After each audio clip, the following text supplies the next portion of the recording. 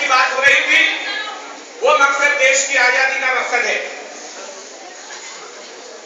और यह समूचा मंच इस बात की गवाही देने के लिए मौजूद है कि हिंदुस्तान की आजादी को अब कोई खतरा नहीं है। 1947 की 15 अगस्त को देश आजाद हुआ, लेकिन ये 43 का सूर्य हमें यूं ही देखने को नहीं मिल गया। प्यारे बच्चों, लंबे समय तक गुलामी का कोहरा छाया रहा, तब कहीं जाकर ये आजादी का प्रकाश हमको देखने को मिला 1947 की 15 अगस्त को। एक समय था जब भारत को सोने की चिड़िया का देश कहा जाता था और हमारे देश में दूध दही की नदियां बहती थी। इतनी समृद्धि थी इस देश में कि सारी दुनिया भारत की समृद्धि को देखकर हतप्रभ थी। इतनी समृद्धि तो किसी एक क्षेत्र में नहीं, हर क्षेत्र में हमारे यहाँ की मलमल ऐसी बनती थी कि इतिहास के पन्नों पर लिखा हुआ है कि इस एक अंगूठी के अंदर से पूरी मलमल की साड़ी को निकाल लिया जाए, ऐसी महीन मलमल हिंदुस्तान बनाता था।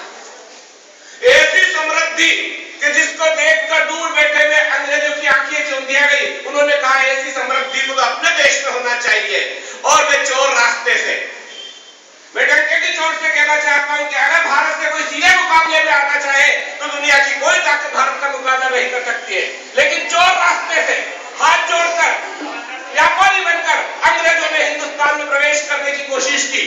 और आप सबको इतिहास के विद्यार्थी हो, सामाजिक अध्ययन की किताब में आप सभी ने पढ़ा है, काली कट के बंदरगाह से वास्को डी गामा नाम का एक व्यक्ति हिंदुस्तान में प्रवेश करता है कि हम आपके देश में छोटा छोटा व्यापार चलाना चाहते हैं, हमको अनुमति दीजिए। हम उदारता के महापुजारी हिंदुस्तान कहलाने वाले महान आर्यावर्त के लोग, हमने कहा ठीक है, हमें अपनी उदारता की ताकत भी चुकाना पड़ती है, कमजोरी भी चुकाना पड़ती है। हमने उनको अनुमति दी।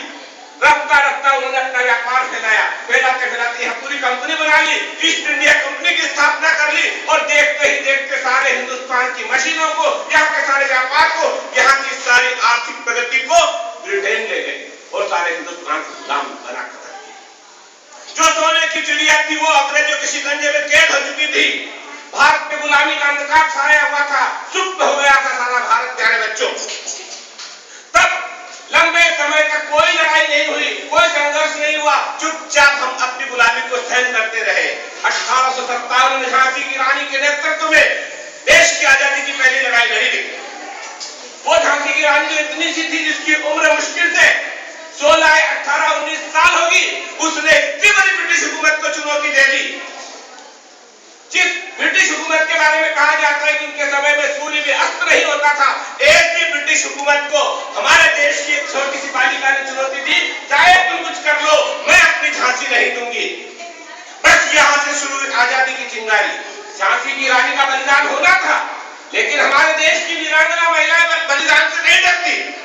उसे पता था कि इतनी बड़ी हुकूमत के सामने मैं क्या चीज हो सकती हूँ, लेकिन उसने आखिरी तक संघर्ष किया।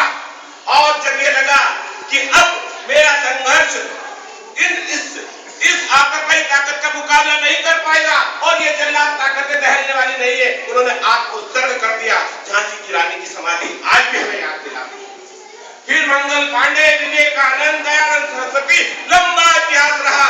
और उसके बाद में सारी कोशिशें के बाद में हमारी आजादी की पहली लड़ाई और आखिरी लड़ाई 1942 में भारत छोड़ो आंदोलन के रूप में हुई।